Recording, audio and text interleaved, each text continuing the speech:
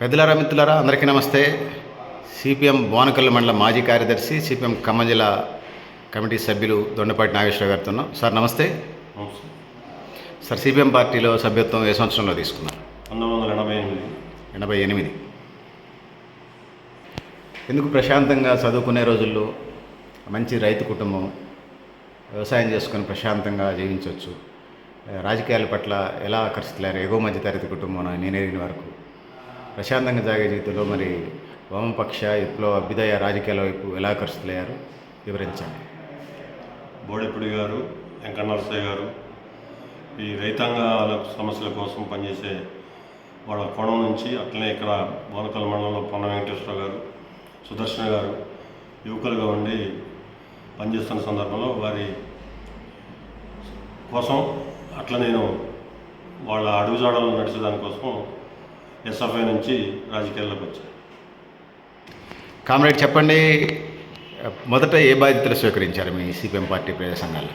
నేను ఎస్ఎఫ్ఐ విద్యార్థి సంఘంలో పనిచేసి ఎస్ఎఫ్ఐ మండల కార్యదర్శిగా, ఎస్ఎఫ్ఐ డివిజన్ మదర్ డివిజన్ కార్యదర్శి వర్గ సభ్యుడిగా పనిచేశాను. మీరు పనిచేస్తున్న కాలంలో విద్యార్థులకు సంబంధించి ప్రధానంగా ఏ సమస్యలు ఉండే వివరించండి. విద్యార్థుల సమస్యలు ఆనాడు ఎక్కువ స్కాలర్షిప్ల సమస్యలు, అట్లనే టీచర్స్ కొరత, అట్లనే గదుల కొరత, ఇట్లా ఈ సమస్యలతోటి ఉండేది. ఆ సమస్యల కోసం నిరంతరం అధ్యయనం, పోరాటం అనే నినాదంతో పనిచేశాను. ఎస్ఎఫ్ఐ తర్వాత ఏ ఏ పదవులు స్వీకరించారు చెప్పండి. నేను ఎస్ఎఫ్ఐ తర్వాత ఇక్కడ బోనకల్ మండలం డివైఎఫ్ఐ మండల కార్యదర్శిగా, అట్నే మదర్ డివిజన్ కార్యదర్శిగా డివైఎఫ్ఐ మీరు 91 నుంచి 98 వరకు డివైఎఫ్ఐ యువజన రంగంలో పనిచేశాను. డివైఎఫ్ఐలో యువజనలు ఎదుర్కొనేటువంటి సమస్యల కోసం యువజన రంగంలో క్రీడలు ఐక్యత కొరకు ఆటలు అనే నినాదంతో, యువజన మైత్రికి బాటలు అనే నినాదంతో ఛాంపియన్స్ ట్రోఫీ నిర్వహించడం, ఇక్కడ మదర్ డివిజన్ వ్యాప్తంగా పోతినేని సుదర్శన గారి నాయకత్వాన, పొన్న వెంకటేశ్వర గారి నాయకత్వాన డివిజన్ ట్రోఫీ నిర్వహించడంలో నేను కూడా పాల్గొన్నాను. అంటే గ్రామాన ఆటలు, అట్లనే మండల స్థాయి క్రీడలు, అట్లనే డివిజన్ వ్యాప్తంగా ఛాంపియన్స్ ట్రోఫీ, మదర్ డివిజన్ ఛాంపియన్స్ ట్రోఫీ నడిపింది. అంటే సంక్రాంతికి డివైఎఫ్ఐ ప్రతి గ్రామంలో, బోనకల్ మండలంలో 21 గ్రామాలు, 22 గ్రామాల్లో ఎక్కువ భాగం 20 గ్రామాలకు సంబంధించినటువంటి సంక్రాంతి క్రీడలు డివైఎఫ్ఐ ఆధ్వర్యంలో నడుస్తూ ఉన్నాయి. కామ్రేడ్ చెప్పండి, డివైఎఫ్ఐ బాధ్యతలు అయిపోయిన తర్వాత పార్టీ బాధ్యతల్లోకి వచ్చారా?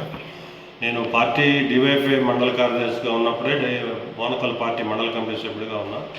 1991లో మళ్ళీ ఇక్కడ బోనకల్ మండలంలో రాయనూతల గ్రామశాఖ నుంచి గ్రామశాఖ సభ్యుడిగా, అట్నే మండల కమిటీ సభ్యుడిగా పార్టీలో కొనసాగుతూ రాయనూతల గ్రామ బాధ్యతను చూస్తూ, మండల బాధ్యతను చూస్తూ 2000లో ఉప సర్పంచ్గా, అట్నే 2007లో ఎంపీటీసీగా, 2014లో పార్టీ మండల కార్యదర్శిగా పనిచేస్తూ పూర్తికాలం కార్యకర్త. రాయనూతలో మీరు గ్రామ సర్పంచ్గా, ఎంపీటీసీగా కంటెస్ట్ చేసినప్పుడు, గెలిచినప్పుడు ప్రధానంగా ఏ సమస్యలు మీద పనిచేశారు? రాయనూతల్లో ప్రధానంగా త్రాగునీటి సమస్య తీవ్రంగా ఉన్నది, అట్లనే డ్రైనేజ్ సమస్య చాలా తీవ్రంగా ఉన్నది.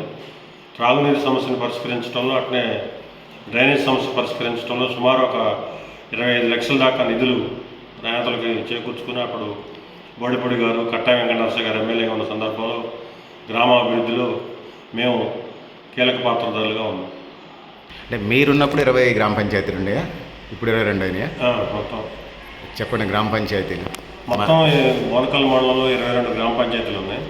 22 గ్రామ పంచాయతీల్లో సిపిఎం పార్టీ 12 గ్రామ పంచాయతీలు గెలిచింది. మరలా ఇప్పుడు నేను మండల సెక్రటరీ అయిన తర్వాత 6 గ్రామ పంచాయతీల్లో తూటికుంట్ల, రావినూతల, ముష్టికుంట్ల, చిన్నోమల, మోటమర్రి, ఆళ్లపాడు, నారాయణపురం, పెద్దబీరవల్లి, రామాపురం, గార్లపాడు, గోవిందాపురం, ఈ 12 గ్రామ పంచాయతీల్లో ఎప్పుడు ఎంపీటీసీలు, నేను 7 ఎంపీటీసీల్లో తూటికుంట్ల, లక్ష్మీపురం, గార్లపాడు, రావినూతల, ముష్టికుంట్ల, పెద్దబీరవల్లి, నారాయణపురం, మోటమర్రి ఎంపీటీసీలు. మండల వ్యవస్థ ఏర్పడిన దగ్గర నుంచి ఇప్పటి వరకు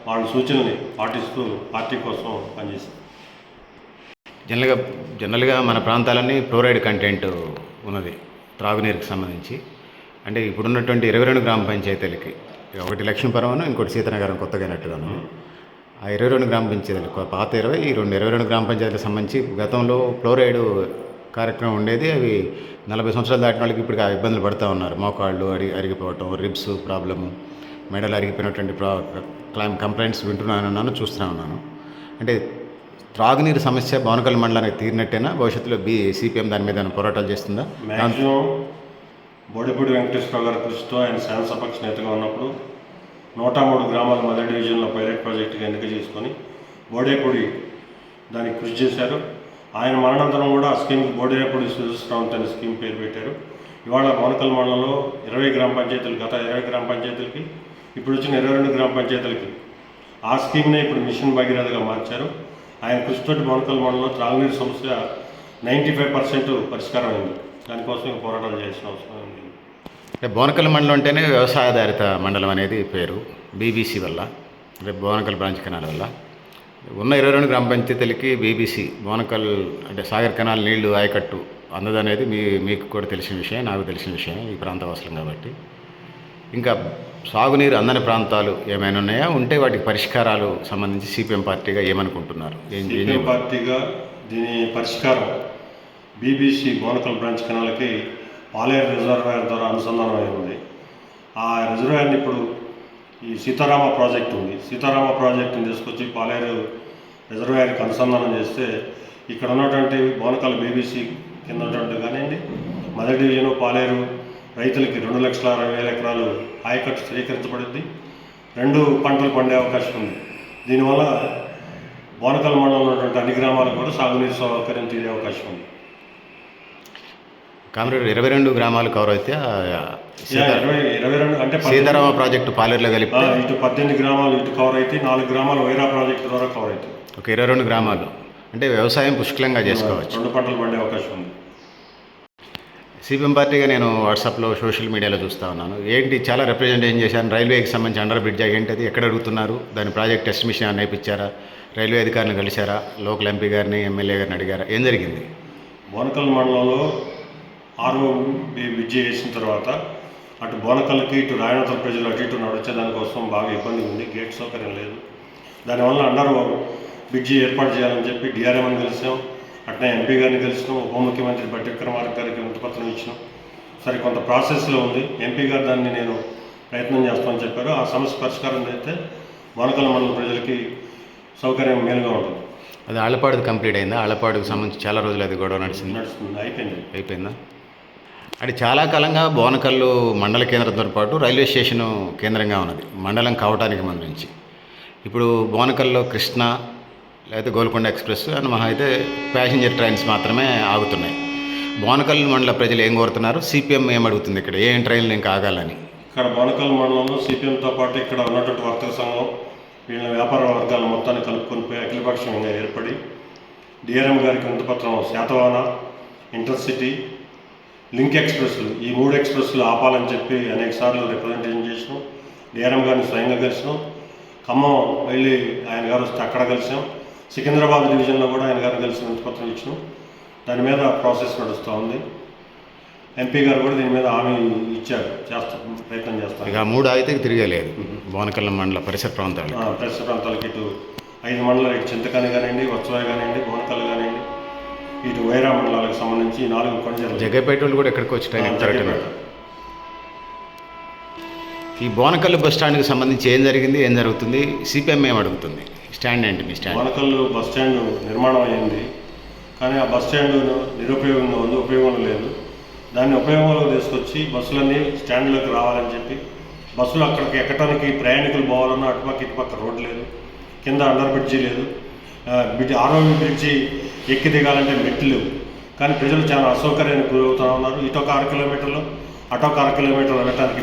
మీ ఆఫీస్కి రావాలన్నా నేను అక్కడ కొత్త బస్ స్టాండ్కి వెళ్ళి వచ్చాను, ఇబ్బంది ఉన్నది. ఇబ్బందిగా ఉంది కాబట్టి ఈ బస్సు సౌకర్యం, బస్సులన్నీ కూడా బస్ స్టాండ్లోకి రావాలని అనేక సార్లు మదర్ డిఎం గారిని, జగ్గేపేట డిఎం గారిని స్వయంగా పోయి కలిసాము. కొన్ని రోజులు వస్తున్నాయి, కొన్ని రోజులు రావటం లేదు. వాళ్ళు చెప్పేది ఏంటంటే డీజిల్ ఎక్స్పెన్స్ ఖర్చు అవుతుందని చెప్తా ఉన్నారు. దీన్ని డీజిల్ ఖర్చు కాదండి, ప్రజల సౌకర్యం కావాలని చెప్పి మేము కోరుతా ఉన్నాం. దీని మీద మళ్ళీ ఒక అఖిలపక్ష పోరాటం నిర్వహించాల్సి ఉంది.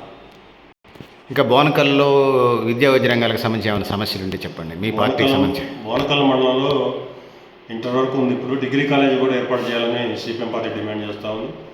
అట్లనే వైద్యానికి సంబంధించినటువంటి ఇక్కడ పిహెచ్సి ప్రాథమిక ఆరోగ్య కేంద్రం ఉంది మండల వ్యాప్తంగా. దాన్ని 30 పడకల ఆసుపత్రిగా 24 గంటలు కొనసాగేటటువంటి ఇక్కడ పేద ప్రజలు, మధ్యతరగతి ప్రజలు సౌకర్యం ఉండే అవకాశం ఉంది. ఖమ్మం దాకా 29 కిలోమీటర్లు వెళ్ళాలంటే కొంచెం ఇబ్బందికరంగా ఉంది కాబట్టి అది ఏర్పాటు చేయాలని చెప్పి మంత్రిని, ముఖ్యమంత్రి గారిని, ఉప ముఖ్యమంత్రి గారిని కోరుతా ఉన్నాం సిపిఎం పార్టీ. ఇక్కడ మెడికల్ కాలేజీ కూడా ఖమ్మం ప్రభుత్వ మెడికల్ కాలేజీ కూడా ఉంది, అట్లనే మమతా మెడికల్ కాలేజీ ఉంది. ఈ కాలేజీలు ఉన్నాయి కాబట్టి ఇక్కడ ఏర్పాటు చేస్తే సౌకర్యవంతంగా 24 గంటల హాస్పిటల్ ఏర్పాటు చేస్తే బాగుంటుంది.